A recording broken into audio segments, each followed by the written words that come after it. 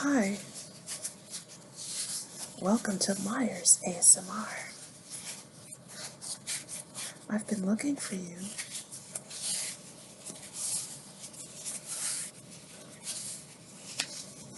Why face reality when you came to create reality? You are a creator.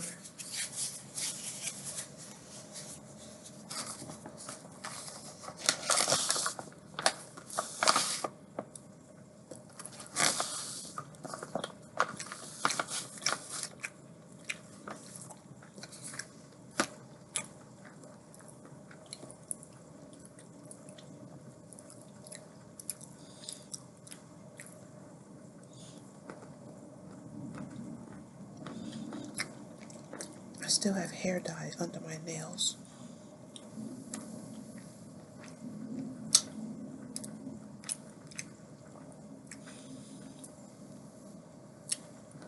I'll remember to use the gloves next time.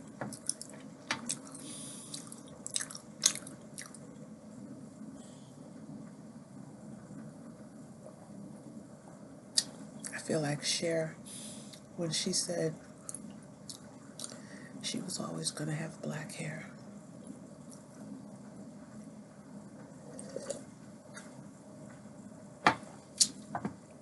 Yep, my hair has always been very dark, black looking.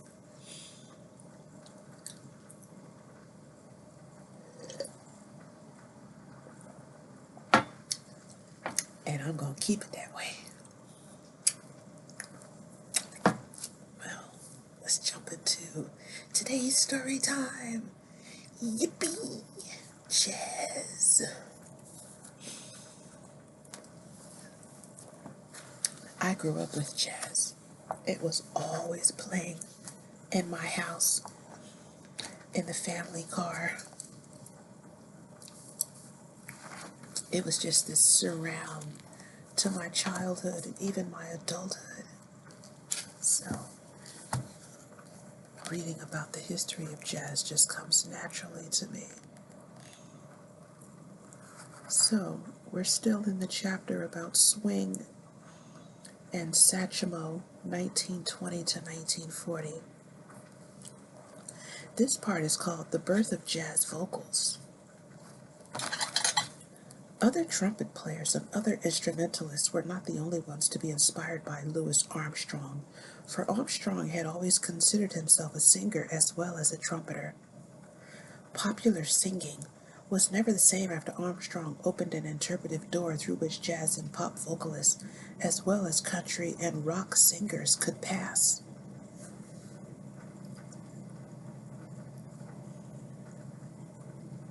The Hot 5 and Hot 7 recordings revealed a rough, spontaneous approach to singing and a knack for melodic and rhythmic embellishment that matched the creativity of Armstrong's trumpet choruses. A popular Hot 5 recording, Heebie Jeebies from 1926, features a wordless vocal chorus scat singing. Armstrong didn't invent scat, despite his claim to have generated the technique on the spot after dropping the lyric sheet in the recording studio. But his popularization of the approach clarified the song-like nature of improvisation and suggested the creative potential jazz held for singers as well as players. After moving to New York again in 1929, Armstrong was able to realize this potential on the more widely accessible terrain of the popular song. Black artists were rarely allowed to record popular fare when Armstrong cut I Can't Give You Anything But Love in March 1929. The impact of both his playing and his singing on this title was so great that within months, his records, now invariably including vocal as well as trumpet choruses, were turning the best new songs of the day into standards. The vocal influence. While critical analysis tends to place far more emphasis on Armstrong's trumpet, the effect of his singing proved equally profound. In a flash, he destroyed notions of stiff-backed vocal propriety, introducing nuances and inflections that could transform a trite set of lyrics into caustic social commentary or existential epic. While several of his earliest vocal recordings are among his most profound, including Ain't Misbehaving, Stardust, and Lazy River, several efforts from later periods, including Thanks a Million, and Once in a While, despite more pedestrian orchestrations, are also tremendously moving. The impact of Armstrong the vocalist was felt far and wide. Trumpeters who shared his New Orleans background, Henry Red Allen, Joseph Wingy Manone, and Louis Prima, quickly became singing trumpeters in his way, compounding Armstrong's image as the new music's emblematic figure. Singers of varied backgrounds were also falling under Armstrong's influence. Bing Crosby, for one, had begun to emulate Armstrong's scatting in 1927. When he recorded as one of Paul Whiteman's Rhythm Boys, he quickly adapted the speech-like aspects of Armstrong's pop recordings to create the crooning style that turned Crosby into the most successful singer of the 1930s. Mildred Bailey, like Crosby, a native of Washington State, and the sister of another rhythm boy, stayed closer to jazz and became the music's first important female vocalist after joining forces with her husband, Red Norvo. Must know, Louis Armstrong introduced scat singing to the public on a popular 1926 recording by the Hot Five vocalists and small groups. Popular singers Bing Crosby and Mildred Bailey worked primarily in front of orchestras, while the two most important black singers to follow Armstrong's path in the 1930s, the legendary Fats Waller and Billie Holiday, did their best work with smaller groups. Did you know, thanks to years of playing accompaniments to silent films, Fats Waller mastered the pipe organ and recorded the first jazz solos on the instrument? Fats Waller. Singing was only one of Thomas Fats Waller's talents. He was an extraordinary pianist, the master of the stride style pioneered by older players such as James P. Johnson and Willie the Lion Smith. This style featured a left hand moving between emphatic bass notes and rich chords. He was also a successful composer, turning out classic instrumental originals and in collaboration with lyricist Andy Razaf. Hit songs including Ain't Misbehavin' and Honeysuckle Rose.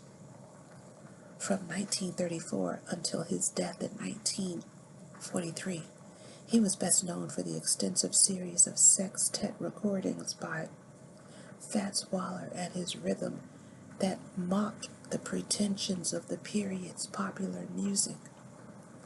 Waller's broad readings of often inconsequential material and the mugging that was captured in several short films may appear to be racist relics upon first encounter, but Waller himself was never the butt of the jokes, and his acerbic interpretations elevated his material while always managing to swing like crazy. Billie Holiday. Billie Holiday swung as well, but she found a bittersweet and often frustrated passion in her material. Where Waller made you laugh, Holiday broke your heart. creating subtext with an improvisational delivery that made each chorus unpredictable and deeply moving, seeming to wear her own troubled history on her sleeve and conveying an aura of both vulnerability and determination. She quickly gained attention through the small group recordings that pianist Teddy Wilson began leading in 1935. A year later, Holiday launched a concurrent series under her own name that proved equally definitive. When she decided to record a poem about a southern lynching called Strange Fruit in 1935, however, her record company rejected the notion, and she was forced to take what became one of her signature songs to the newly formed independent Commodore label.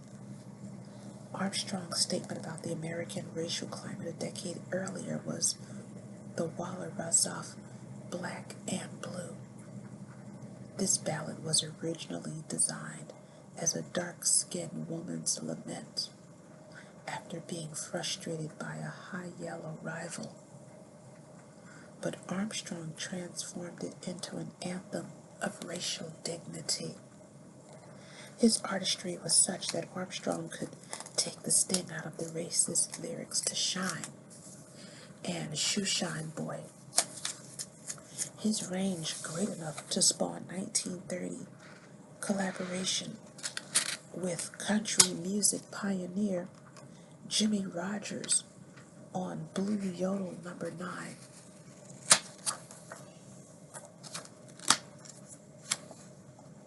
Armstrong in the 1930s. As the 1930s progressed, Louis Armstrong became a familiar presence on radio and in films, a true American celebrity and an international star. Composition and arrangement were the only areas where Armstrong didn't dominate jazz. Those were more the realm of Jelly Roll Morton and his Red Hot Peppers. Did you know? In 1930s Europe, black musicians enjoyed more work, and if not true equality, a more polite form of discrimination.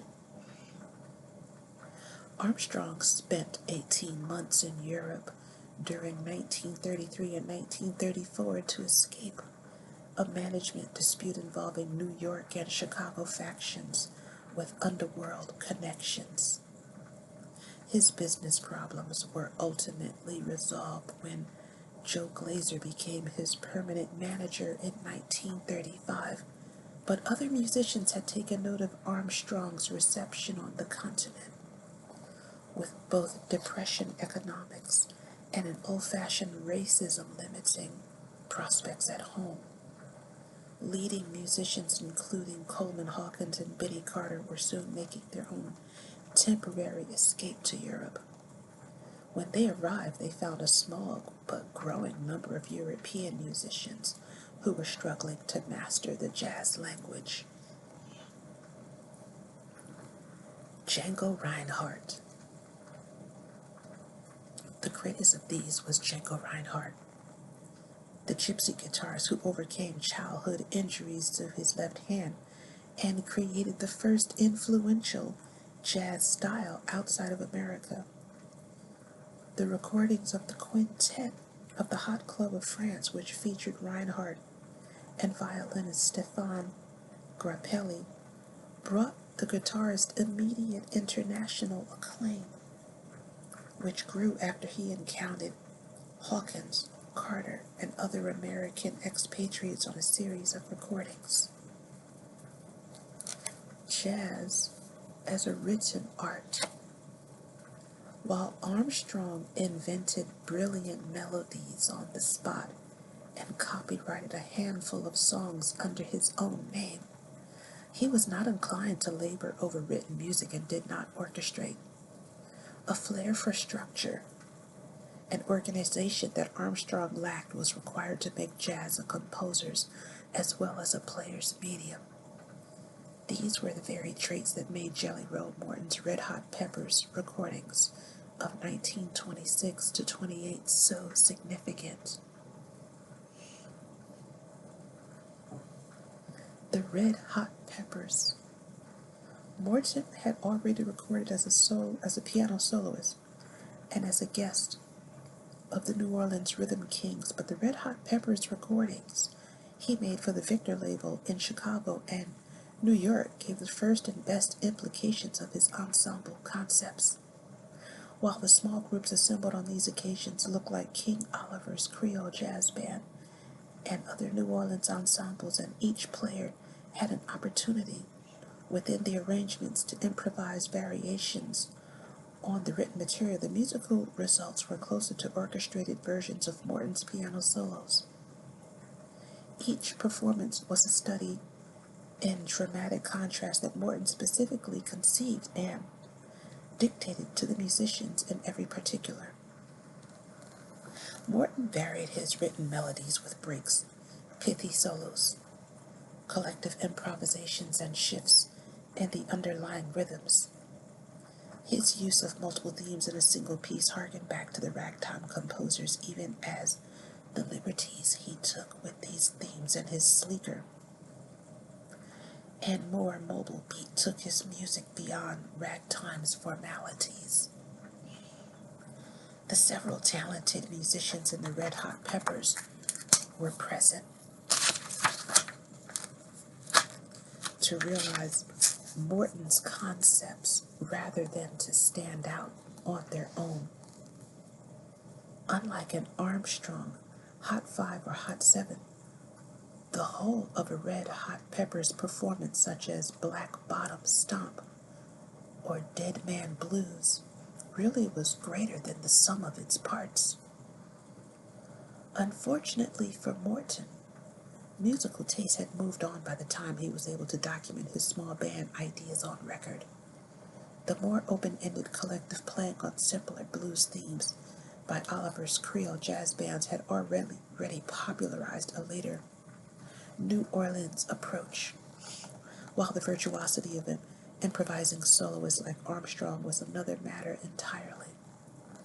These changes didn't deter the obstreperous Morton from insisting that his way was the only true way, but they did ensure that he would slip further into obscurity as Armstrong's influence took hold and big bands came to dominate the music.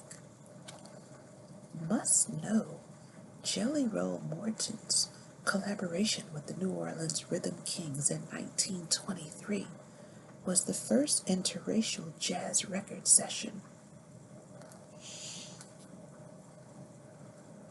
Jelly's last jams. Morton was managing a club in Washington, D.C. when Alan Lomax found him in 1938 and recorded a lengthy series of the pianist's reminiscences, complete with musical illustrations for the Library of Congress. Though characteristically slanted to aggrandize his contributions, these monologues were the first significant example of jazz oral history. The interviews also created sufficient interest to allow Lomax to record a valedictory series of band sessions with old friends Red Allen, Sidney Bechet, Albert Nicholas, and Arthur Zutty Singleton featured, plus sagacious solo performances that capture Morton the pianist and vocalist a year prior to his 1941 passing. Well, that completes today's story time. Thanks for listening and watching. I hope you got a lot out of it. I sure did. Hey, if you like what I'm doing here, you can support me, help me out by liking and subscribing. Donate to my Cash App. Catch me in the next video, and may you find lasting happiness. Remember, you didn't come here to face reality. You came to create reality because you are a creator. Bye.